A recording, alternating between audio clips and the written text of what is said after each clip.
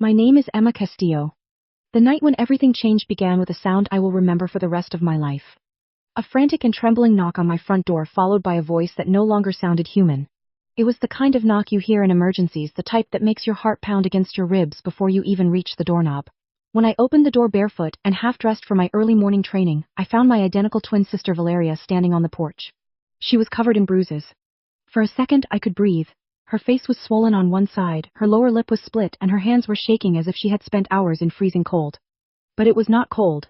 It was a warm, humid night in Virginia, an ordinary night when nothing bad was supposed to happen, yet Valeria looked like she had crawled out of a nightmare. She whispered my name and her knees gave way. I barely managed to catch her before she fell onto the wooden floorboards. I lifted her in my arms the way I used to when we were little girls, pretending the world could not touch us. This time, however, the world had struck her with violence.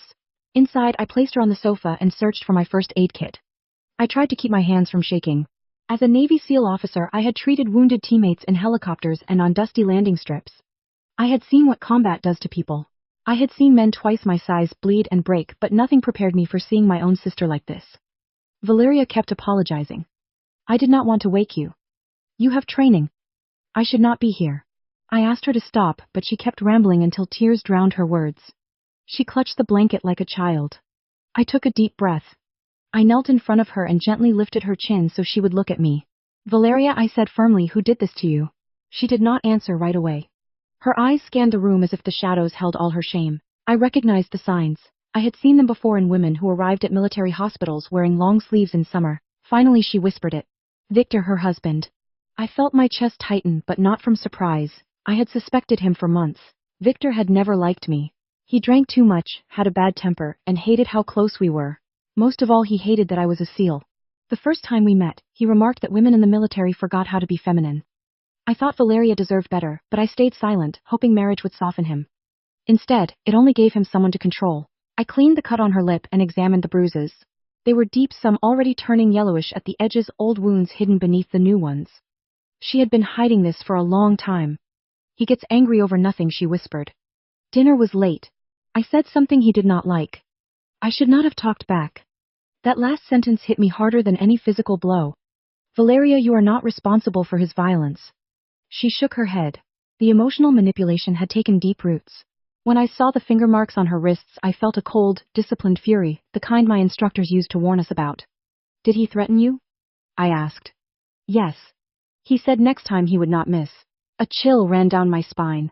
In that instant, something inside me clicked into place. Valeria would not be safe as long as he believed she was weak and that he would get away with it. Why did you not call the police? He said no one would believe me. She looked down. Everyone thinks he is a good guy. She was terrified. I hugged her tightly. We were identical twins on the outside, but living in different worlds. She in one of quiet routines and I in one of missions and protection. Now my sister was my mission. At dawn, after a sleepless night and too much reheated coffee, I made a decision. I could not allow that man to keep hurting her. I watched Valeria sleeping on the sofa. In the dim light, her bruises looked even more real and angry. When she woke, she looked at me disoriented, seeing my Navy dog tags and the deployment flag on the wall. I am sorry, she whispered. You have important things to do. This is just my mess. Valeria, you can show up at my door anytime. Never apologize for that. She confessed she felt she should go back, that he would get furious if she did not. That was when I suggested the unthinkable. We are going to switch places. She stared at me open-mouthed. Emma, no. He will notice. You do not move like me. That is why we are going to practice. For hours, the living room became a training ground. I learned to shrink my shoulders, to soften my steps, and to avoid eye contact, imitating the posture of someone who lives in fear. She corrected every gesture, every tone of voice, until the resemblance was perfect. By midday, we adjusted the hairstyle and makeup. When we looked in the mirror, even she was amazed. We were the same person, but I carried a storm beneath my skin. You stay here, I ordered. Lights off, doors locked. I will go to your house at nightfall, when he has already been drinking and his guard is down. I will enter as if I am afraid, and let him reveal himself. Before we continue, if you are enjoying this story, please give it a like and tell me in the comments where you are watching from and what time it is there. I read every comment and it really means a lot to me. Now let us return to the story. The drive to Valeria's house was tense. When I arrived at the small blue house with peeling shutters, I saw the signs of decay: a knocked over flower pot, a hole in the wall, broken photo frames. The house smelled of stale beer and contained anger. In the bedroom I found the necklace I had given her years ago lying broken on the floor. That was the final trigger. I sat on the bed, adjusted my posture to look fragile, and waited for the sound of Victor's truck in the driveway. Tonight he would think he was returning to his frightened wife, but he would meet a Navy SEAL officer who did not know the word surrender. Emma was ready. The mission had begun. I sat on the edge of the bed and waited. When the front door opened 20 minutes later, the sound was unmistakable, the heavy, careless thud of boots. I heard someone stumbling. It was the frustrated sigh of a man already half drunk. Valeria, he called with a hoarse, irritated voice. Valeria, where the hell are you? I did not answer. His steps crossed the living room, then the hallway, accompanied by muttered insults about dinner and responsibilities. The mere sound of his voice sent chills across my skin. Not from fear, but because I understood how small my sister felt every single day. Victor stopped in front of the bedroom door. Why is it so dark? I told you not to leave. He entered and froze when he saw me sitting on the edge of the bed under the soft glow of the lamp. Oh, he said mockingly. You are finally back. I kept my gaze down and my shoulders slumped, imitating my sister's posture. I came home, I whispered in a trembling voice. Of course you did. Do you think you can leave whenever you want? He came closer, and the smell of alcohol hit me like a wall. You were crying. That is why you ran away. Because you cannot handle a simple argument. I stayed silent to provoke him. He let out a cruel laugh. Unbelievable. Sometimes I wonder who I married. You are lucky I put up with your nonsense. He leaned in so close I felt his breath on my cheek. Look at me, he growled. Slowly I raised my eyes. For the first time, he really looked at me.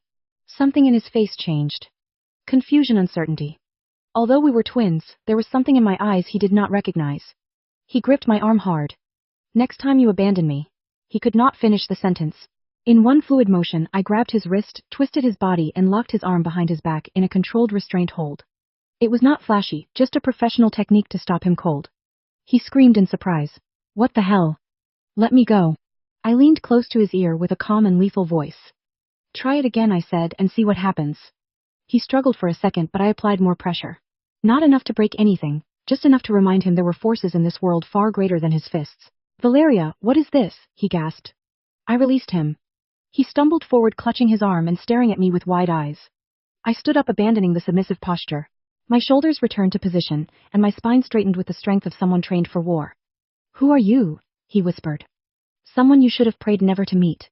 Victor backed up, crashing into the dresser and knocking over a beer can. Are you crazy? He muttered, rubbing his arm. This is not you. You are supposed to be obedient, scared. Yes, I replied. That is what you wanted. But Valeria got tired. She got tired of living in fear and thinking your anger was normal. I ordered him out to the porch. The night air was calm, an unreal contrast to the tension we carried inside. I spoke to him about the neighbors, how his shouts were no longer a secret. At first he tried to justify himself with the abuser's favorite word. It was justified. It was just a push. It was just a bad night.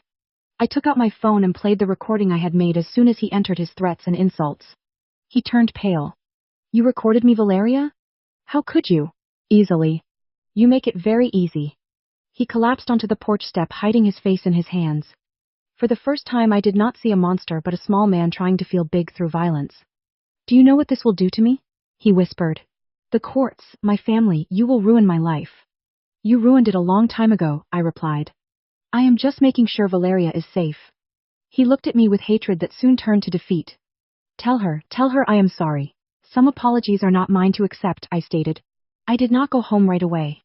I stayed in the car watching as Victor sat alone on that porch with his world crumbling around him. My mission was not revenge, it was my sister's freedom.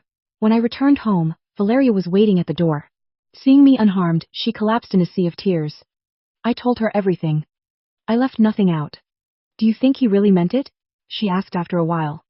Only time will tell, not words. The following weeks were a battle of legal paperwork. We went together to the support center.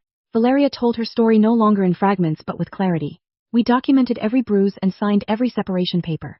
Valeria never returned to that house. She stayed with me all summer. We became two twins under the same roof again, like when we were 16. But rebuilding a bond that pain had worn thin. We visited our parents' graves, and I promised her they would be proud of her courage. By August, Valeria got her own apartment near the library where she worked. I helped her hang the curtains and unpack her books. When we finished, she stood in the middle of her living room and smiled. I feel like this is really mine. It is, I assured her. Before I left, she hugged me with a strength I did not know she had. I am not afraid anymore, she whispered. That was my true victory. My revenge was not the confrontation, nor the recording, nor the fear I put in Victor. My revenge was seeing my identical twin sister stand tall again in a world that had tried to destroy her. Abuse grows strong in silence, but silence breaks the moment someone refuses to look away. No one should walk through darkness alone. The story of Emma and Valeria reminds us that, although darkness tries to silence us, there is always a light, or a sister ready to fight by our side. Thank you for listening to today's story. Don't forget to like, share, and subscribe to support the channel. See you in the next story.